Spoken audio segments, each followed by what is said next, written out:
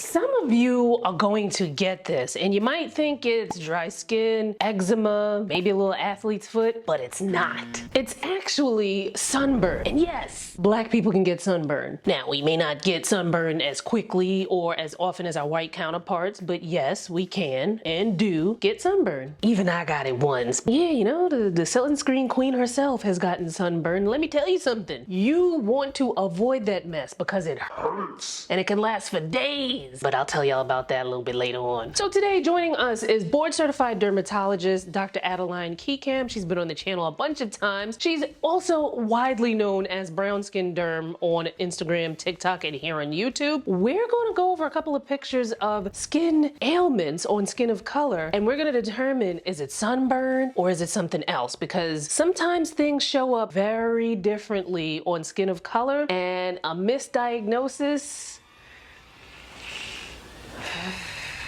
We're also going to learn how to treat it, how to avoid it. First, let's take a look at some pictures because sometimes we don't quite know what we're looking at. We might think it's something and it's something totally different. Because you know, you go on Google sometimes and it's like, what am I looking at? Yeah, that's sunburn. Yeah, that's definitely sunburn, especially on the shoulders, right? A place that's directly exposed. This is what is very typical, like a couple of days or a week after the sunburn when like you're having the sloughing of the skin. So that skin that has already been irritated starts peeling off, and it's important that when you're in this stage of your sunburn that you're not peeling it, peeling off the layers, because I've seen that on TikTok and it's like, please do not do that, because although it's dead skin, it's still a protective layer for the fragile skin that is coming up underneath. So you still want that dead skin to stay on there as long as possible. You're only moisturizing and let it naturally slough away so that you don't immediately have this immature skin. You know, that's what you're gonna get when you start peeling off this top layer. And speaking of peeling, is that also sunburn? Yeah, that is characteristic of sunburn. Again, we have like that top dead skin layer that is peeling off. Now this I know is not sunburn, but I wanted to bring it up because people might see this after they've been in the sun for a little bit. So can you talk to us about what this is? So that is melasma, and melasma is this discoloration that you get on the skin. The cause is multifactorial. There's a hormonal component to it. Some people realize that with treatment, their melasma gets better, but it can definitely get worse in the summer when you have a lot of sun exposure. So if you're going to be on the beach, you're going to be outside, you definitely want to use sun protection. If not, it's just going to get darker. Well, actually what prompted me is my niece was showing me something that she had on her foot, and she was like, oh, I think I have like eczema on my foot. And I was like, well, I don't think that's eczema. I think that's a sunburn. With eczema, you would have a history of that. Like you have a history of dry patches. So it's not something that is out of, you know, nowhere. Now, with heat rash, it's usually due to obstruction of like the sweat ducts, and it's more like very tiny vesicles in sweat-prone areas. So people tend to see it on their chest, on their back, maybe on the forehead, where you tend to sweat a lot. And then it's associated with itchiness. You don't usually get like tenderness, pain, like you would get in a sunburn. But I always tell people, like, it's not up to you to be the doctor in that instance, right? Something is not right. Something is not feeling right. You want to immediately address it. If you're not sure, you want to get away from the sun. And this is what you should do if you get sunburn. First things first, get away from the sun. And then you want to make sure you cool down. You're taking, you know, drinking a lot of fluids, but you're also applying ice. So anything to just cool the skin down. And then as you're going on vacation, I always say pack a hydrocortisone. Hydrocortisone is anti-inflammatory, and it really, really helps with the itchiness that can come with the sunburn. And then I like aloe vera because aloe vera is very soothing, it's very calming to skin. So you apply some aloe vera there too. It's wonderful. And then so lots of moisturization, because with a sunburn, you're also losing the moisture. That's why skin tends to be dry. You're getting the peeling. So look for ingredients with like hyaluronic acid, glycerin, and apply it to the area, or ceramides just to repair that skin barrier. Now, I'm a big fan of like the La Roche-Posay and Avène thermal water. Every time I'm traveling, I always use it. Before I go on a beach, what I do is I put it in the fridge, pull it down, and then put it in an ice pack. And if I'm out there,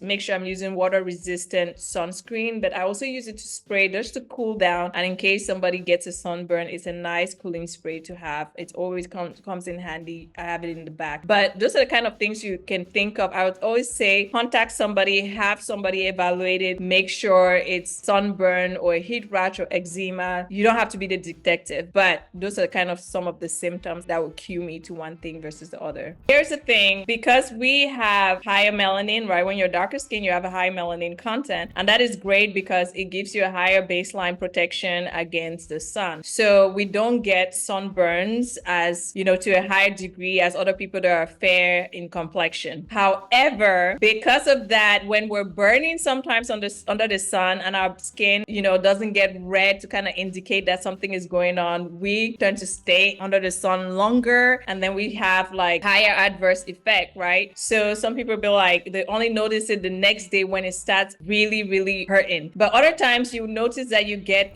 tenderness in the area. You may get swelling, tightness. You may even get itching in the area, like you're under the sun and you don't know why, like your skin feels itchy or it's feeling drier. So those are the kind of things that you do not want to miss. But don't be surprised if you don't notice that you got a sunburn onto the next day. I've seen some people like literally will go on vacation, have a good time, and the next morning they come to me like, yo, what's happened to my skin?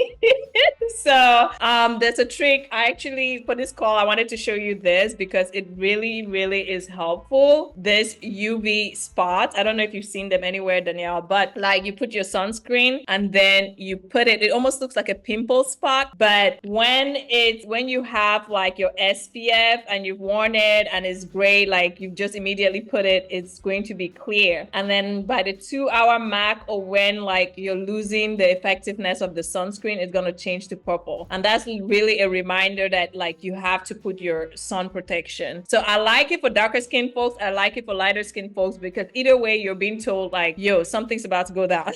You need to wear your sunscreen. And I tested this once out. I really, really liked it. I'm somebody that I put a lot of sunscreen. I was actually surprised for some of the sunscreens that I put less than an hour, it was already turning purple when I was outside. I'm like, okay, what's going on right here? So I really like the UV patches. You're that type of person that you need a reminder, some kind of visual cue, then it's great to use. For travel, I know for me, I went to Barbados probably a decade ago, and I had my first and hopefully my last sunburn ever in life. And I had on sunscreen, but it's so hot. Yes. Fall asleep on the beach. I got my sunburn. It was all here on my face, and it was, oh my God, it was so painful. So do you notice that in certain areas of the globe that you could get sunburn worse? So in certain areas, some geographic areas, there's definitely a higher UV index, right? The meaning that you get a higher level of sun exposure, more intense. And especially if you're around the equator, those countries around there or tropical areas is usually way more intense. So I'm not surprised. I remember one of my most recent, or the last sunburn I had was in Mexico. And I was like, that took me by surprise because I thought I was ready. But I do remember that it was just more intense over there. I live in Texas. I'm exposed to sun all the time. But that day in Cancun was on another level. So, or people even experience it more at higher altitudes. So it's no surprise that if you're in an area with a higher UV index, higher exposure, you have to take more measures to protect your skin. Brown Skin Derm is one of my favorite skin professionals to follow online. You can check her out here on YouTube, but she's also on Instagram and TikTok. And if you wanted to kind of look at some other skin conditions and you're like, I don't know what that is, what could this be? You definitely want to check out this video right here, because we're going over some things where it's like, you might see a little rash on your skin and you might think, oh, it's okay, but it might not be okay. So check out this video right here where Dr. Keycam and I discuss what is that. Click on this video here and I'll see you there.